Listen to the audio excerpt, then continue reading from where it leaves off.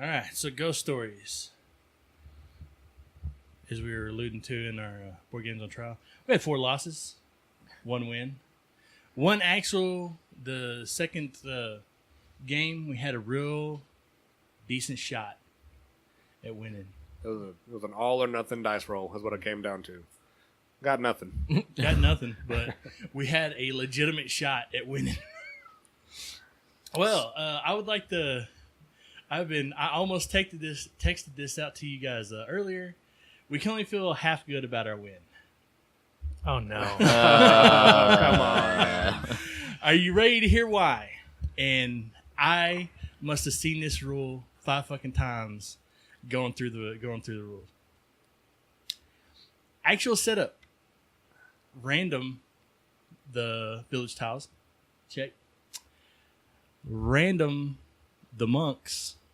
The Mm-hmm. players The at the village signs? side. No. Random the monks. So everybody randomly gets a color. Yeah. You don't get to choose your color. You don't choose your order either. And no, Or can you still choose your you order? can, I mean, it goes by first player. So I mean, technically, we would have chosen first player. He would have got a random thing. He would have got a random color monk, and then we would have went in player order. So that would have been fine. Random sides. Yes. Random what? Random sides. Sides of the monk. Yes. So not only was it you couldn't choose your monk color, but you couldn't choose your monk side either. We're just as bad as all those scrubs who set their village up. However, if you read, most people not only set their village ups, but they chose their own. I mean, that's part of the things that I was reading on the Board Game Geek today under the strategies when I was looking at what other people were trying, what they were saying. Almost every one. Nobody did the entire setup, so we only have to feel half bad. No, we can feel all bad because we beat the game on novice and we still cheated. This game, that's a cheat. That's a cheat. I mean, we put the game genie in. Yeah, but I mean, really, everybody put the game genie in though. Is one side or the other really better than the other for each of the? I made arguments for it. We chose sides based on what Harley suggested, and it helped. But in some of the other games, we chose just kind of whatever we wanted. Yeah. I mean that's true. However, for it to be a legit win, that's how it would have had to been set up. But how if you do that, if you do the setup every time and you're just playing novice, how is the win-loss rate 40-60? I don't even know where that number's coming from. Jordan, check your facts. Well, I mean, I know it comes from Jordan, but I don't know where Jordan got it. Yeah, So- I think that number is heavily influenced by Set up. people not setting it up right. Yeah, I think if you read on the forums, everybody, even somebody's strats, it starts off like, well, we lost 5 games doing the setup right, and now we constructed the villager tiles the way we wanted, and we chose these sides, and hey, we're winning, So I would say random sides should be just another variable to try and make things a little more difficult if you want. If you're tired of playing the exact same sides every game. I'm going to argue against that, Nah. and I'm going to tell you why. Because while you didn't choose the side that I wanted you to choose, and we still did okay, Zachary chose the side that I would have chose anyways if we were doing it. And Matt initially wasn't going to choose the side that I was going for. And the only thing that I actually had control of was and even you took the green monk to begin with, and you ended up giving it to me because I said that's what I was going to do. Yeah. But that thinking about how if that was the setup, and then you could go with an initial plan like that. Let him in. It's I think that you could completely random it, and if you sit there and think about it for a second, take 10 minutes before you start playing and look at where everything is and what order people are going and develop a cohesive plan, you have a better shot at winning. Because as we discovered, if you had a cohesive plan, you got farther, you got a chance to win. And in our last chance, it was like, granted, we got lucky with the type of ghosts that we had, but our boards were more or less clear. So if we had to go on and we couldn't get her, we could survive a couple more rounds without getting completely stomped. Yeah, I mean that goes into the typical board game element of doing, making do with what you got, essentially forming the optimal strategy from what is presented and what is revealed. Yeah, and that's what we did well in that final game. But that was something that we didn't do at all in 3 of the games. Yeah. And the one game where we had a legitimate shot and we just lost to a dice roll, but we also didn't do the strategy, extremely well. We were Johnny on the spot with the last game with that strategy. But that's what I'm saying. Ghost Stories is a different type of co-op game than anything else. It's something that you have to look at the entire setup and you can formulate a strategy. It ain't always going to work. Because you're gonna have bad rolls. You're gonna have a bad ghost stack. We saw that in a few of the games, and that's just what ruined us. Yeah. But unlike Pandemic, where as long as everything's going good, or some of these other games, you don't have to start off with okay, move all ghosts to this board, or move everything to side A. And then be prepared to jump over at C if something comes up. Most of the time, you're just here's set up, play a couple rounds. You start formulating what you're going to have to do. Yeah, I think where we failed the most was we tried to do a little too much on-the-fly strategy in the early games, to where we kind of was like, oh, yeah, but we're doing this. I should probably do this turn. We didn't have too much of a overall cohesive strategy, like in the last game, to where we had, no matter what, we had to keep all our powers, and we had to kill whatever else we were doing. But I think in the previous games, we were just flying around doing shit. Shit went bad. We kind of dealt with it, and it just, I don't know. Well, I mean, it's like the one of the games that we played where Zachary was the blue monk, and he had the power to activate either exercise twice or activate a villager tile twice. He was going and picking up Buddhas, and that was I even read this on the board game on a Board Game Geek some of the strategies people were talking about in the forums, and they were doing it. Some of them were like, that's essential, and I didn't understand how that was essential, because there were a lot of turns Zachary was just ineffective. Yeah. It was working for a while. I mean, we'd be off of a turn, where we wouldn't get to place when we needed to, or we'd pick up and have to wait a turn before we had, say, a corner clear, where it's optimal to place them because you can place them both at the same time. But the game we did try and adhere to the Buddha strat. It went well for a while. We had a nice clean board all around, and then it's the thing is, whenever one thing goes wrong with that strategy, the whole game went sideways. Yeah, the Buddha strategy depends on being able to keep a corner and most of the board clear on its own before you can place Buddhas, and that's just unrealistic in this game. You're going to get, especially with all the additional spawn cards where you get multiple ghosts in one turn.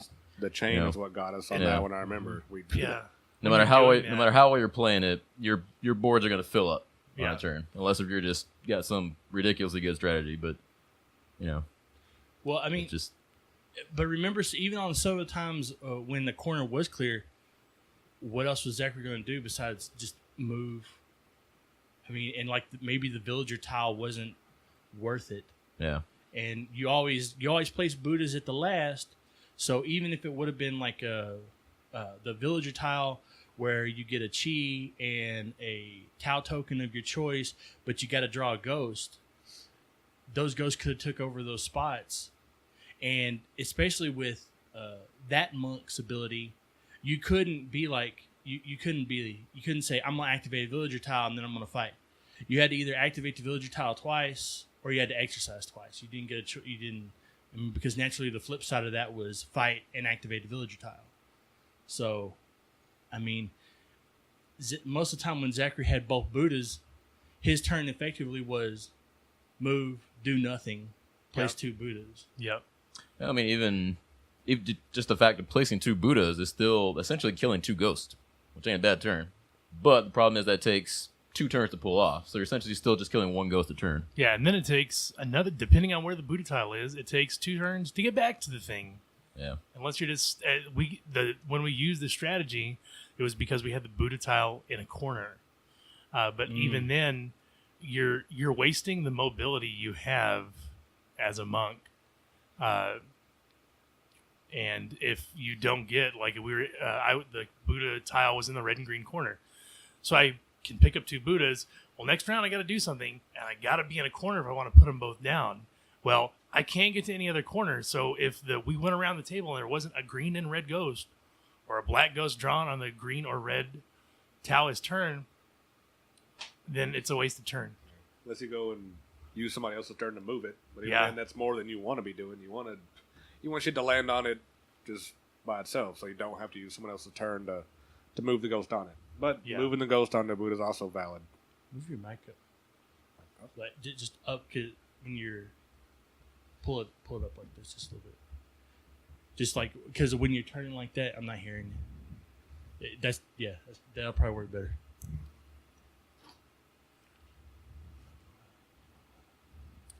Oh. All right, I'm sorry. I just had to tell that because you were. Oh. The other thing is that if you had to move it, then the most optimal person to go and use the Swiftwind village tile was the blue monk. And so if that wasn't in the middle, or if that was on the other side of the map,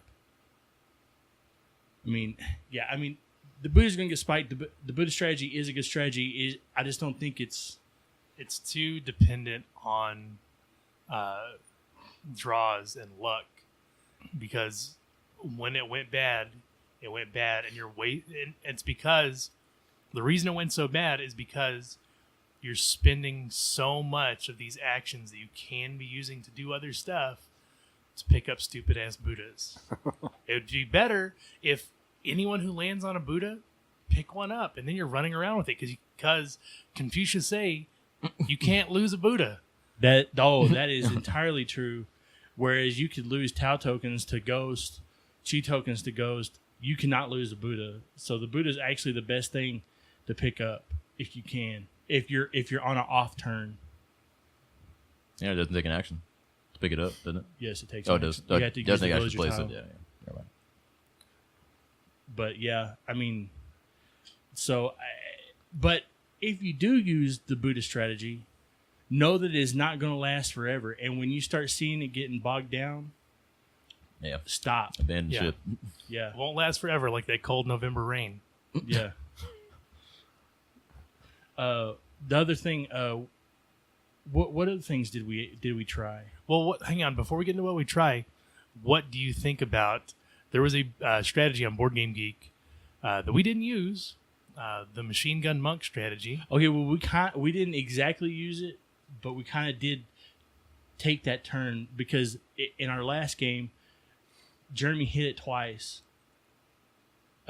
We just didn't stand on the sorcerer's hut to kill Ghost over and over. So basically, what the machine gun strategy is that you have the blue monk. He has the either exercise twice or the activated villager tile twice, and he essentially kills himself on the sorcerer's hut to eliminate 2 ghosts every time on his turn, while somebody else reses him.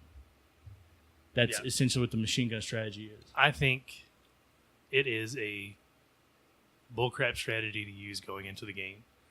The yin yang you lose from killing yourself is way too valuable. Oh, that's something. Yeah, if you do die, you lose your yin yang, and that saved us a lot. That was essential to that was part of it, essentially to our win. Because when you're doing that strat, you're burning the other person's turn. So really, you have someone whose only job is to sit on the graveyard and bring you back every turn. And when you do that, they got to roll a curse die. Oh, Not if they're that side of green. yeah, that's true. That's why green is the reser, because they don't have to roll curse die. But if you're playing not by the Game Genie rules, but the real rules, you can't guarantee you're going to have Yeah. the non-curse die rolling green. Well, Yeah, basically the strategy is unusable if blue doesn't have the double action and green doesn't have the anti-curse die. There's just no reason to do the strategy if you don't have those two.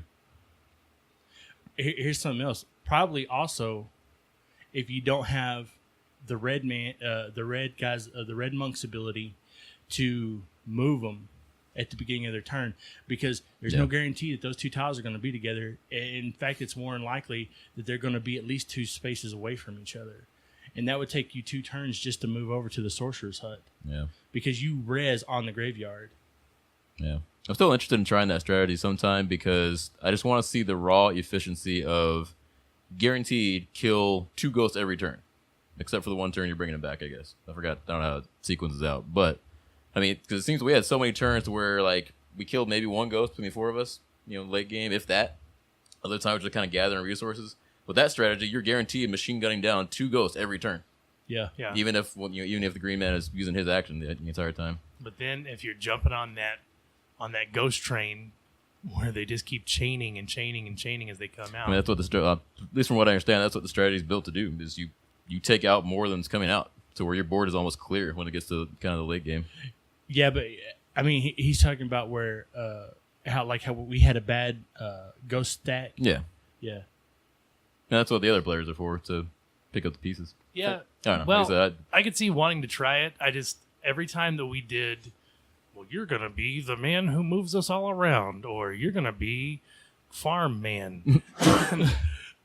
it would just, assigning a singular action for somebody just seemed to, it seemed to limit it so much that you just get in a bind.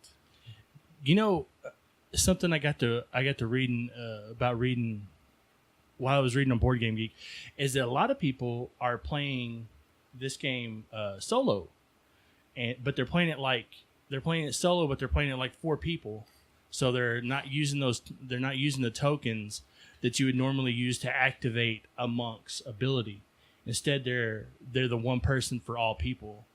And they were playing it solo like that. And I'm wondering if maybe that's not where the machine gun strategy started, or where some of these strategies started working out. Because, yeah, you're right. Why you're just gonna sit there the entire time? I mean, while I'm down to try it, it doesn't seem like it'd be all that great. yeah, that'd be a boring roll. So it's like, all right, you're dead again, green. Do it. Yeah. You're done. He's dead again, green. Do it. You're done. or blue. Go over there, kill yourself. Yeah. Walk back. Yeah, right, that'd be a game where just red and yellow are the only ones actually playing the game. Yeah. Green and blue would be on autopilot. Yeah, they'd just be sitting there playing with their phone. Well, oh, yeah, okay. I res him. But, so yeah. What did you guys, since we didn't play random sides, what about the sides of the monk? What do you think about those? I'm for them. Well, come on, guys. On blue, I think the double activation or double exercise is probably the better option. Honestly? Honestly. I would I think argue it helps to mitigate your shitty dice rolls sometimes and helps you farm 2 times. If you got 2 really bad threats, you could take them out on 1 turn. Yeah.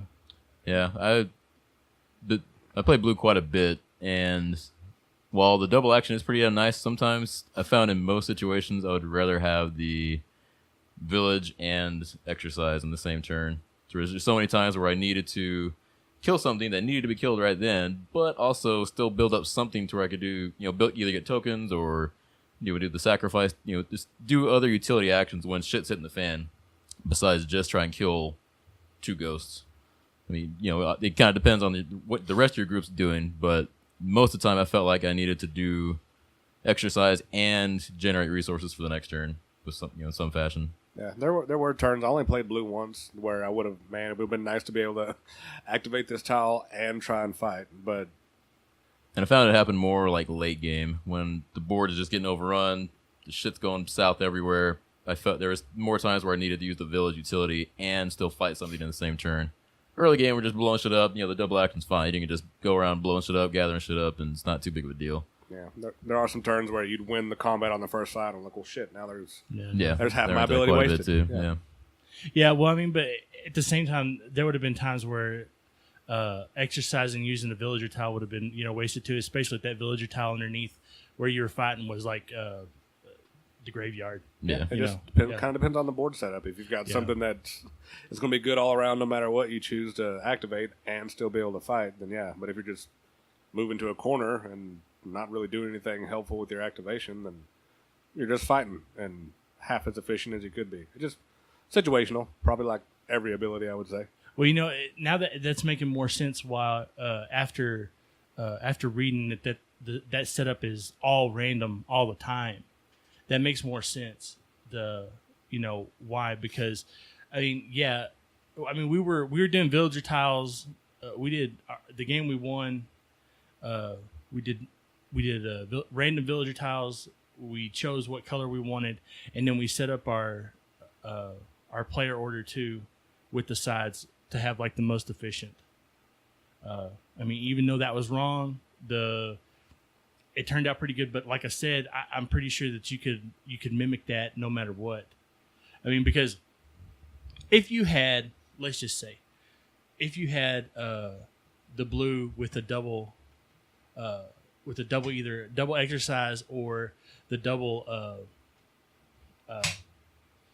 or the double exercise or double villager activation, depending on what the setup of the map is, maybe blue is in charge of a specific sector, because it does you no good to be where you change the tau resistance, or it does the blue guy more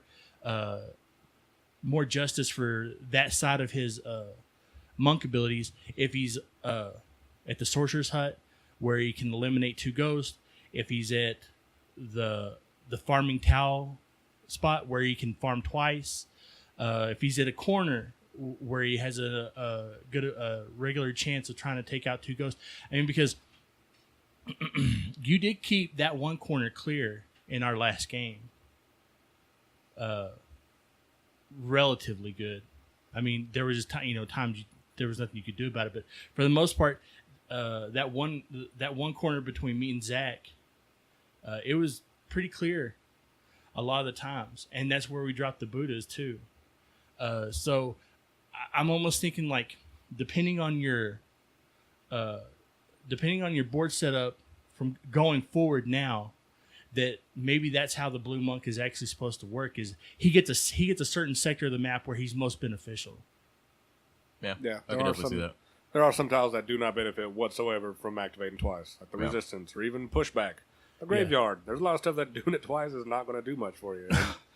And, maybe the graveyard, depending on how bad shit's gone. Well, the pushback technically could be good, right? Because he activates it once for one side, and then he activated another for another side. Okay, I forgot it was choose a side on the pushback. Yeah, it might not be so bad. Oh, it's funny. What reminded me of that was while I was doing the reading, their strategy was they misread it, and the way they played was when they pushed back all the haunters, they pushed them all back from the board, so one person just stayed there pushing all the haunters back. That's right. Man, that was easy. Why didn't everybody win? 60%. 100% for us, jokers. Yeah, we need some better. On the side note, we need some better stats out there. Some better board game stats for people. 'Cause, and just anybody can report that shit and say they fucking won it. Yeah. There's no proof to if they played it fucking right. What about the yellow monk? I kind of like his resistance ribbon after playing with it. It was nice. It actually does seem to be more flexible because he does not have to be there with you. Yep. You don't have to stack him with the other people to make use of his ability. So I actually prefer that one after seeing it in action and seeing how useful it was. I was definitely a skeptic on that one at first. I just thought the tokens every turn would just be better. But yeah, being able to something I just thought of is that since you aren't using tokens very much, that's more tokens for everybody else. You know? The token limits of 4 each ends up being a pretty big problem, especially early game. Especially with black. Even most, especially with black. So just by being able to leave the rest of the tokens for everybody else while getting essentially the same effect is pretty good. And you have so many monsters that are immune to tokens, where your tokens aren't going to do shit. Yeah, and you can just set it up for somebody else. If you're not close to it, you can throw it across the map and set it up for your teammate to take out easier. It made like the big four color ghosts. It made those so much easier because we're guaranteed to either drop the resistance on it, plus drop a ribbon on it, plus have just one token anywhere else, and we had a great chance of killing 4 spots pretty easily. Yeah, being able to stack it with the resistance, it helped us because the 4 ghosts give you your yin yang back, and those are so damn flexible with what you're trying to accomplish that you can you can definitely do something good with it on your turn if you know you're about to get it back as a reward. So being able to drop the 4s by stacking that and the resistance, like I think, like I said, one token it helps out so much. It does. Yeah, I think that was like the most impressive part of our win was when we had like all the freaking 4 color ghosts on the board at once, all in different corners, and we had no problem taking them all out. Yeah, we just methodically went through it, and never came close to losing at that point. The only thing that we were trying to do was move because all the 4 level ghosts all had curse dice that were going to happen every round. Yeah, and moving into the green board. Yeah, and we moved into the green board because I never rolled curse dice. You got anything to add, my friend? No, I was waiting until we get to what are good all-around strategies for each game. Oh, okay. All right. Well, what about the Red Monk? Let's go with the Red Monk. Oh, Red Monk. I don't know. His abilities both seem kind of garbage. I guess being able to move across the whole board. I mean, it just. I don't know. He kind of sucks. It's another one of those where it depends on the boards, on how your village is laid out, to where a lot of times you don't need to move twice. You're officially moving to all your good actions. You're killing shit in just one corner of the map. To where other times your shit's so spread out to where you just have to constantly move every turn and be that utility fly around guy. Yeah. Like we did in our win, he was the village activator, to where he just went around doing all the important village actions. I guess if we were go back and we had the Red Monk and it was on, I guess I would prefer the one where you can move someone else, because moving someone to the center is always a good move. Yeah, because they have access to the entire board on their turn. Also, being able to stack people so they can share tokens on their turn is really good. Or just moving someone to you so they can share their tokens with you. Yeah, that's true too. The one thing about his power, I think it's called Second Wind, where he can move anywhere on the board instead of just one spot. He actually could get to a threat faster and have a shot, unless it was like completely out of his realm, where it's like a 4 ghost. But most of the time, the ghost with a resistance of 4, they weren't haunters, and they weren't going to give you, and they weren't an immediate threat. But more immediate threats were like Black Widow, where she locked all your Tau tokens. Having the dice locked. Yeah. Yeah. With the Red Monk could effectively go over there and have a chance to take that out, so everybody else didn't suffer the penalty. And the other thing is that what is something else that's really devastating in this game is the ghosts that come out and lock up your powers. Yeah, we Yeah. we definitely made those a focus on Yeah. that last game, because Yep. if you don't have your powers, then you're really not contributing very much on your turn a lot of the time. That's right. Yeah, we did a great job, but I can't even remember a point where one of those global restriction ghosts stayed out for more than a couple turns, really. Yeah.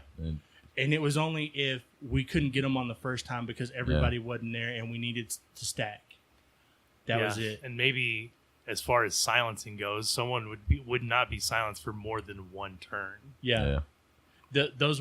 We made those extreme priorities. Okay, so what about the Green Monk? What do you think was his good side? The curse dice, I think, ends up being better. There's just so many curse dice in the game, and curse dice fucking bullshit. Yeah, when they come out, every time it gets around to the turn, as your pseudo reward for defeating a ghost, and just not having to roll that can help mitigate some of that bad luck. Because we threw a lot of blanks on the curse die. We were getting lucky with it. We got screwed by it plenty of times too, like losing a token or losing that last life that you didn't really plan for. Oh shit, there's a curse dice. Losing the villager. Yeah, it's like losing a village out of nowhere. Just a third of the game just instantly over.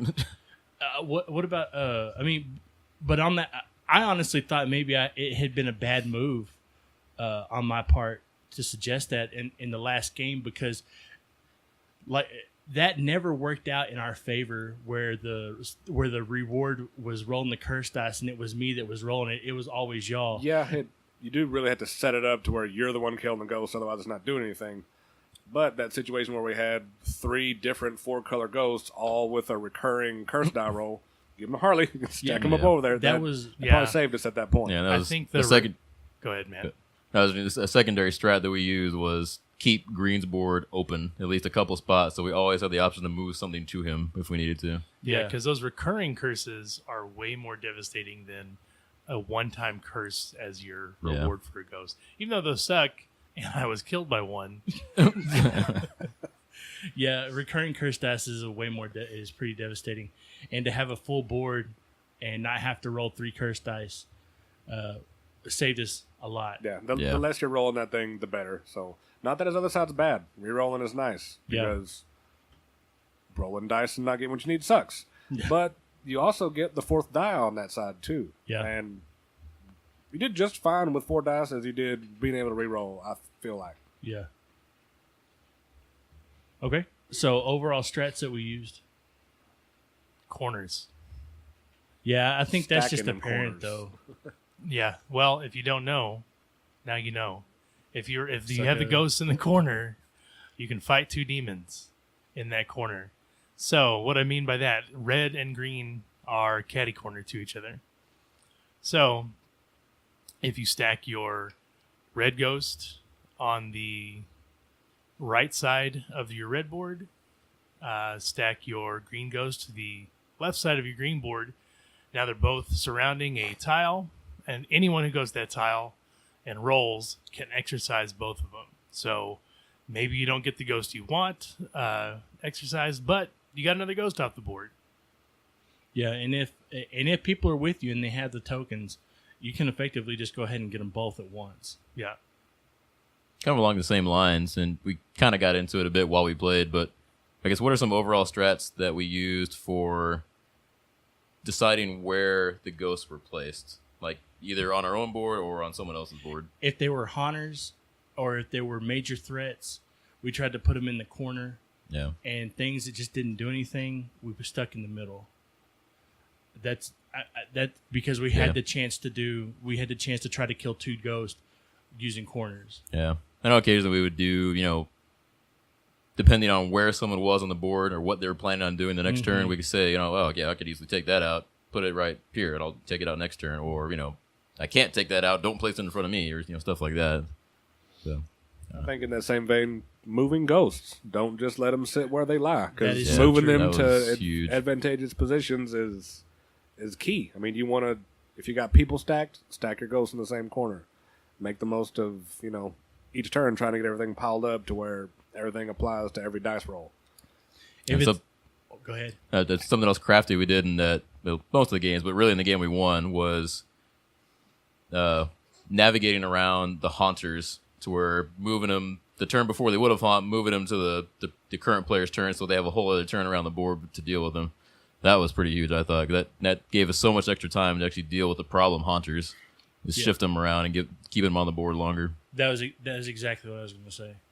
Yeah, moving the haunters to a better spot to make it to where maybe you had 3 more chances to try to deal with them, or put them all with haunters where you could blast them all back, move them all back. Yep. Because you can only give them the finger once. You can only give one board to the finger once unless you're blue. Yeah. Also, the center, like I said earlier, is the place to move someone if you can move someone. Are you not sure where to move someone? Move them to the center. You are giving them the whole board. Yep. Yeah, as part of that moving a ghost action, you get to also move another monk. And throw them in the middle if you don't know what else to do, because why not? Oh, it's important to know. It's not. It's mandatory. Yeah, you do have to move somebody. You have to move somebody. It can be the same person twice, but they got to be somebody besides yourself has got to get moved. And sometimes there was a couple of times where it was like that might be an issue for us because we needed people in specific spots. But yeah, as long as you moved anybody to the middle, they could always get back to wherever they needed to be. It would really only come up if you were trying to stack for the next person's turn. Yeah. And then now all of a sudden you've just moved out one of your resistance tokens, and now you don't have your stack. But Well, even with that, you just move the person who's next, and they move right back to that tile. Yeah, I think the other thing is that what you really want, what you're really praying for when you're with your board setup, is that Buddha to be in the middle. Yeah. Because even because there are times where unless you pull a problem ghost, your turn can effectively be get a Buddha, and you could be happy with that decision, and now you have a safeguard against something that you could go place next turn. Yeah. And like Zach said, with having access to the whole board, that's most important for the Buddhas because you can go to either any four corner that's open and place two potentially. That's to where if you've got the Buddha tile stuck in one corner, you got to do some planning and work to place them efficiently. So. And like we said earlier, they cannot be stripped. Yeah. If it's the choice between farming and a Buddha, choose Buddha. Yeah. The only thing that you have to remember, the only downside to Buddha is that the turn that you pick it up, you can't place it. You have to wait a full turn to place it. That is the only downside to the Buddhas. But yeah, the fact that they can't be strict is huge. But the other thing is that Buddhas do not affect Wu Fang, except for one incarnation, and you have no idea if you're going to get that incarnation at all. What else, Zach?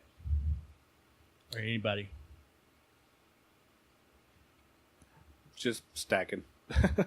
Stack your resistance. I mean, see what you have out there that's going to be difficult to deal with. If you got 3s and 4s of a color, change resistance to that color. Even if it's starting to get overwhelmed, then that's probably better than trying to fight something and not being able to take it out, because you'll be helping out more if you're just making everybody else's odds better during the fight. So stack the resistance, try and stack the people. I mean, we reliably took out a lot of 4-power threats without assassinating and without using Buddhas. We just went over there and rolled and took them out because we stacked up everything we had on them and just methodically killed them.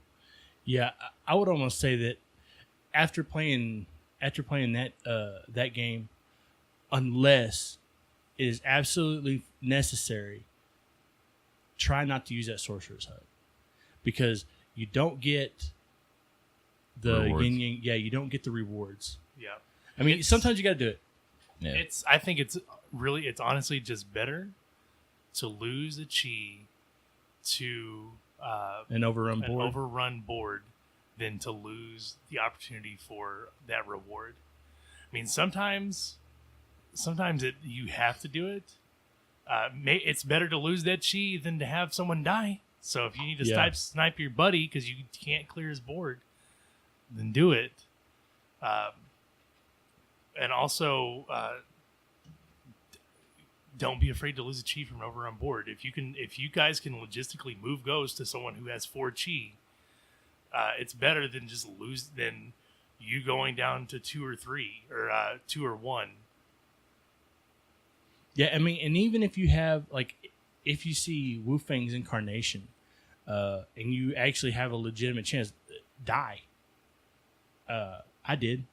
I went ahead and killed myself on the Sorcerer's Hut so somebody's board didn't get overrun and they could have a legitimate shot at winning. You can be dead and win, guys. Tips for life. Yeah. The other thing, man, I had it. Oh, well, here's something. The yin yang, as a reward, if you know you're going to get them or you think you have a really good shot, use your yin yang. Yeah, definitely. Use your yin yang, pick up a Buddha or farm or do something, because you'll get it right back.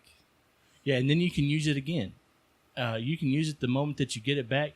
You just have to use. You can only use it during your turn. That's the only stipulation.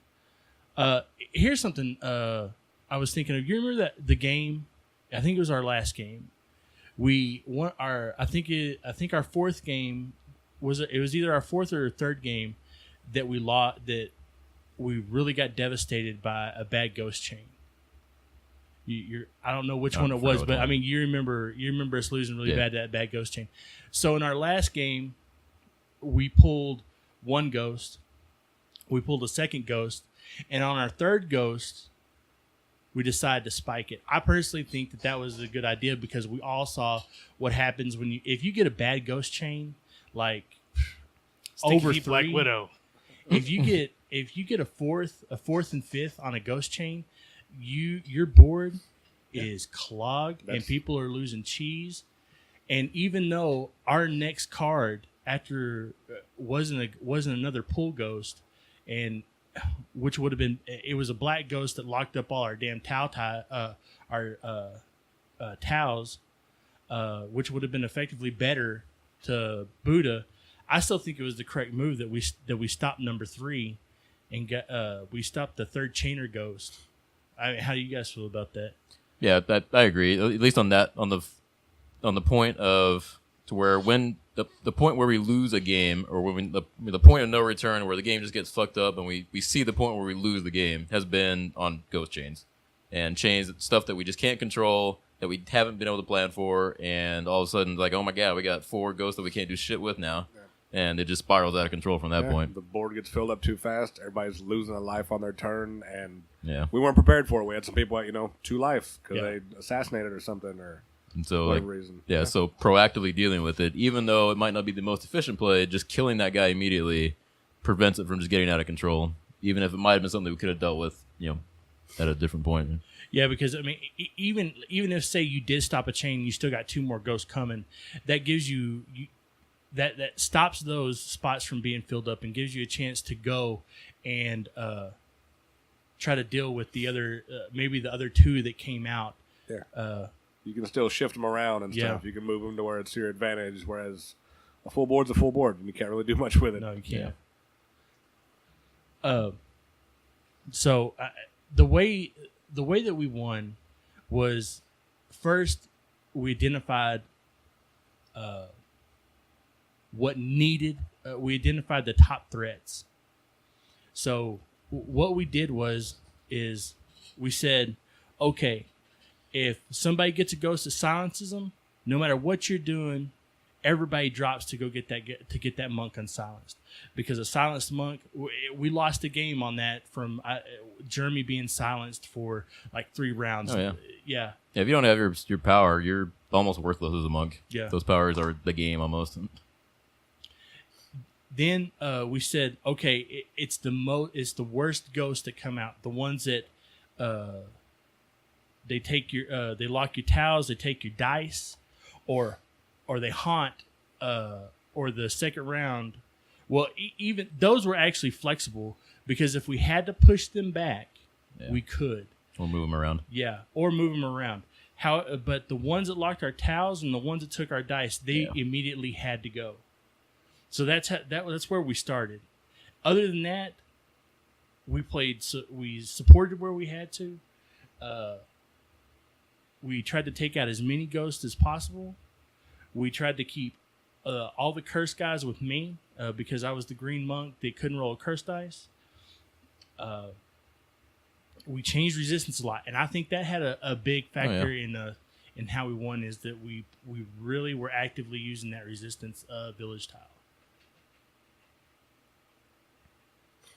Oh yeah, Ed nodding. Yeah, I had to agree on all quality points. radio. I would also add that as another possibly immediate threat is if you don't have the green monk ability where you're not rolling the curse die, take out the recurring curse ghost. Because rolling that dice more than not, it's going to be bad news. Yeah, it could be something you weren't prepared for, like that last life.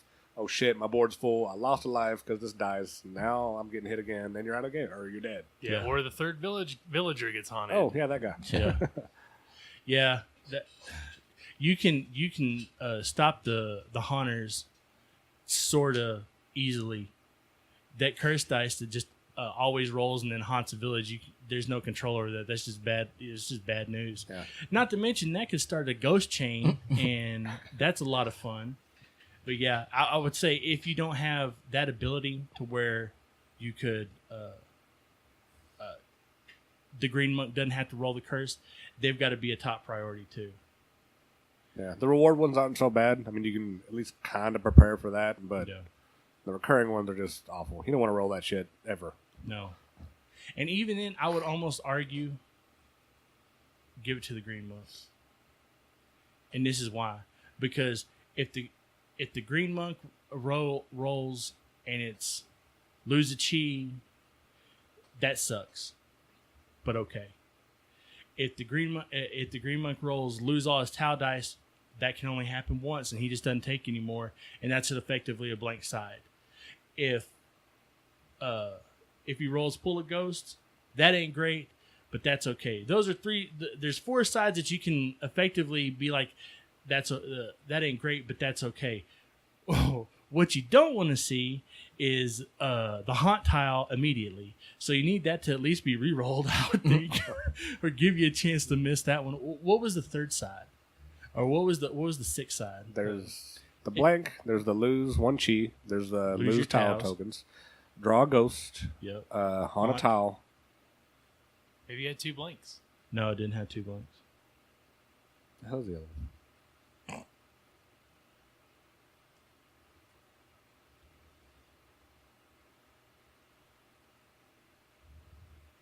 5 sides? Lose all your tokens, get a haunter, draw a ghost, or lose a chi.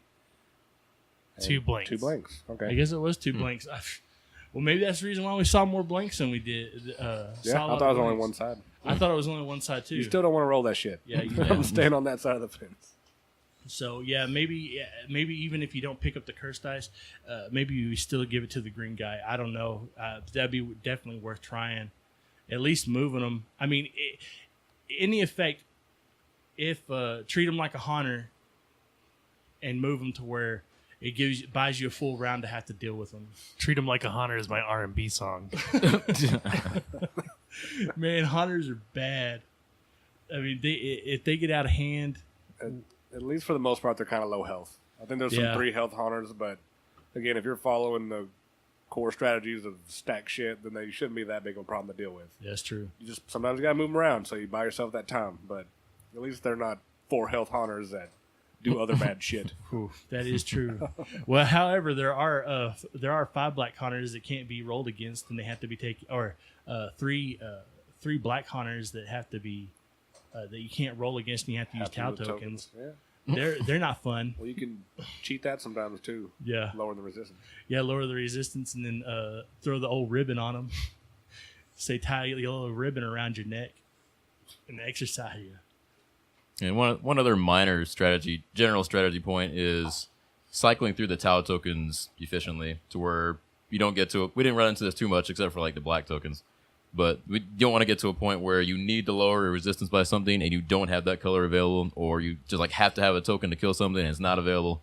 So I'd say as a very general strategy, just try and spend those Tau tokens as fast as you can to get them back in the pool available for more crucial stuff.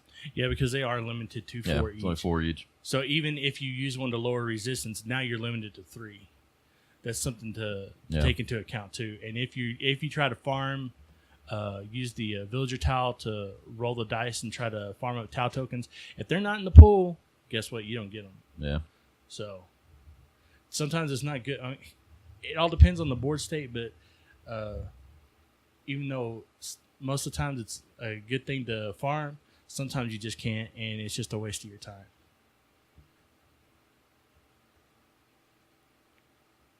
Okay, so anything else? Anything else that you think? I mean, even think we did some right things, even in the games that we lost, and it just we just weren't doing them to the full 100% capacity.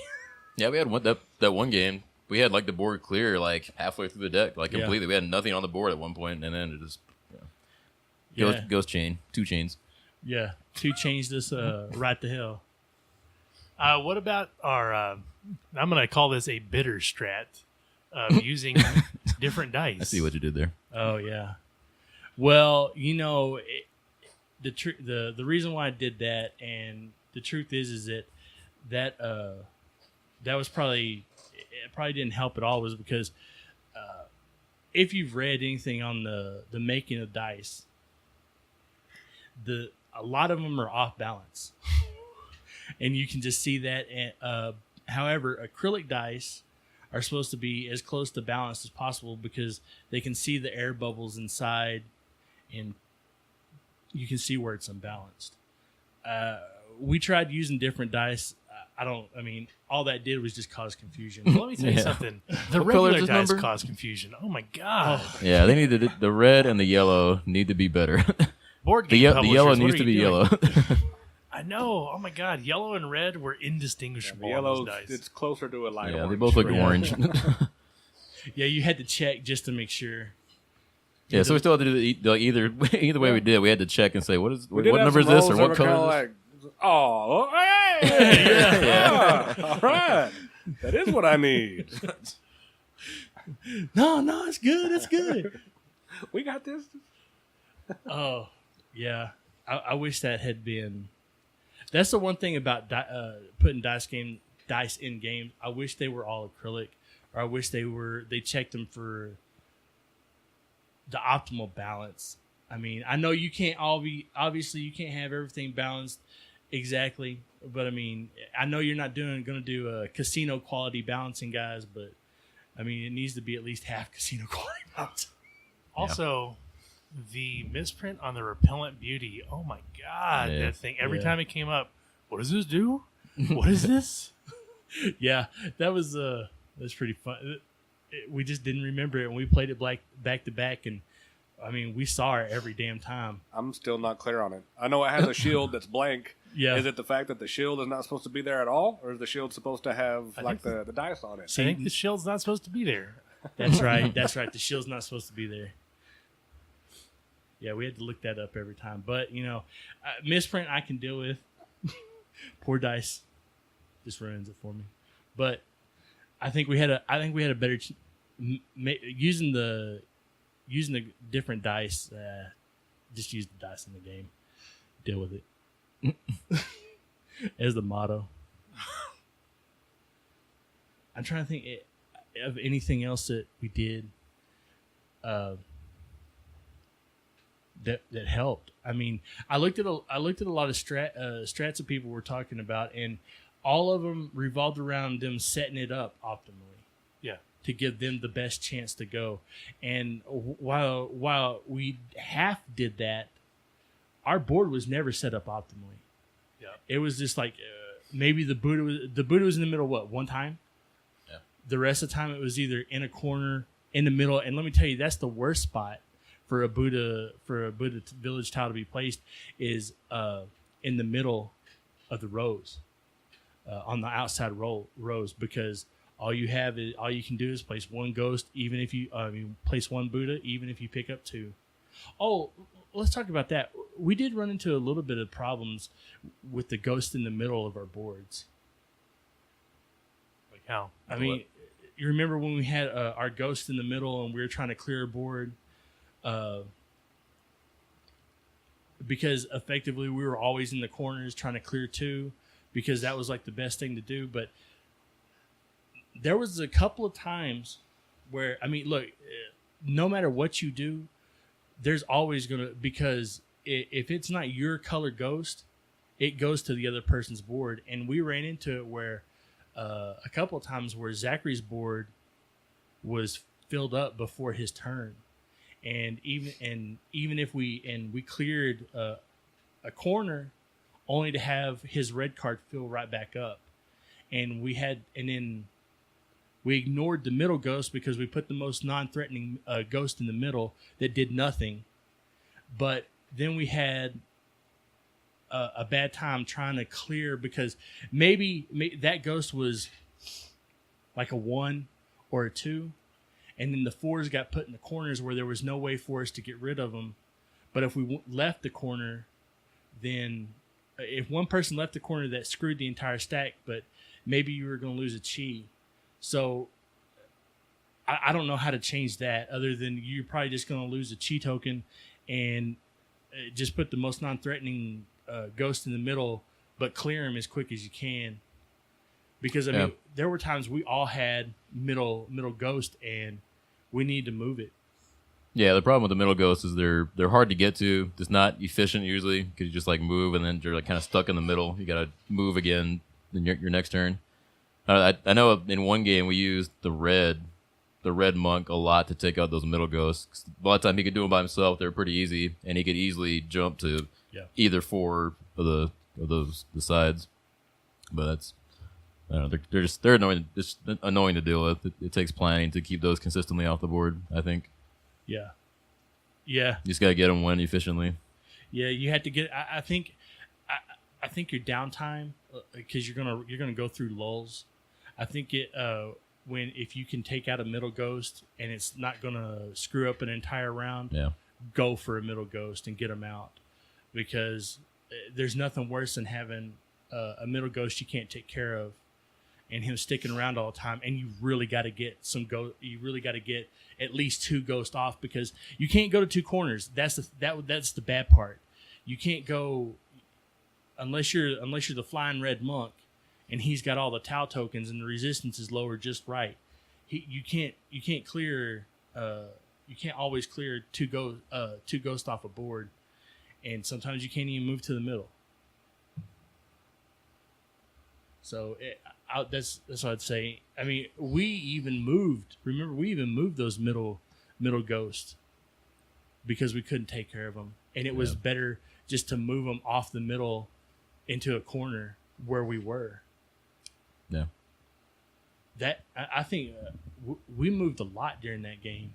Yeah, if you have the opportunity to move ghosts a lot, which in most games you probably should, that's a legit strategy. Just to instead of not even messing with those 4 side spots, just keep your dudes in the corner and keep funneling them to the corners.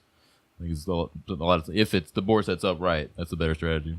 Yeah, I think that because I don't think we ever used that game before we started used that tile before we started playing this game for this show.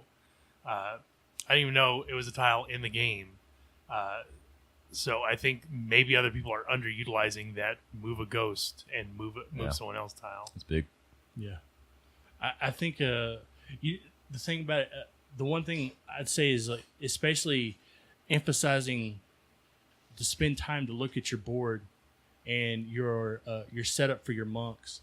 I think that a lot of that comes down to what village tiles that you're going to use too, because I mean the village tiles you're always going to use is farm. You're always going to use a Buddha. Those are always going to be effective in a game no matter what. You probably maybe even to a lesser extent the one where you get a chi, get your own Tau token and draw a ghost. We didn't use that a whole bunch. However, if you need something specific, it's real good. Yeah. And the resistance. I would think that would work. I would think that tile would work well with the potentially the machine gun strat too, or any strat that you envision using that sacrifice village quite a bit. It's where you can always, even if you're getting the extra ghost, you're getting the life that you could use to take care of it, and you're kind of effectively going through the deck faster. Yeah, which is it's kind of net zero really, but you're going through the deck faster. But yeah, I mean, but even on a downturn, like a downswing, like we were talking about, throwing one ghost out there isn't unless start your chain. But yeah, it's a gamble. But a lot of times, I think that was a little bit underutilized in our games. Was the getting the token, your chi, your chi, and a ghost. But. Yeah, well, I mean, I don't think we ever really used it because it wasn't. Not that it wasn't effective. It would just screwed us because we had to draw that ghost. It's one of those when the game's going well, you can use that to kind of improve your state a little bit. Yeah. But yeah. When the game is going poorly, you're not going to use it. Yeah. Yeah, I think looking at your board setup is going to determine a lot of what tiles you're going to value a lot more. Because because we valued the wind tile quite a bit. Because I had the we can't roll curses, whereas if I didn't have re-roll curses, we still would have moved them, but just maybe not as much unless pressure was coming. But even then, I don't know. Maybe that's even wrong to say. Maybe you should look at that as like a premium. in fact, I'm going to take all of what I just said back and say you need to look at that as a premium tile because that's going to help you a lot more. Maybe even a lot more than farming, honestly, because farming is random. Yeah, we had so many farming chances to where you only get one token because one of them is not there. Yeah, they're all gone. It's like, well, that was just kind of a waste. Or you didn't get what you needed. Yeah. Yeah. Farming's another, in my opinion, another win more to where if the game's going well, go farm a couple tokens, it'll be all right. Otherwise, you're kind of a high potential of just wasting your turn. Yeah. Unless you can get to a spot where you can readily share tokens between everyone, which is a possibility. I mean, but even that's pretty hard to pull off sometimes. The funny thing is that since you weren't taking any of the tokens a lot during our last game, and you were using the ribbon resistance, we also had our board was set up to where the corner that we were all stacked at, right next door to it was the farming. But if we ever wanted to use like our yin yangs, that's usually what we used them for. And because you don't have to be standing on there, if the Tau tokens were full up, if the bank was full up with Tau tokens, I think that was like the time that we were using our yin yangs. If we were going to win them back, that's what we were using it for, unless something was really going bad. Yeah. All right. Ghost Stories, final thoughts? Well, I don't know. Anything else? I mean, do you have anything else? No.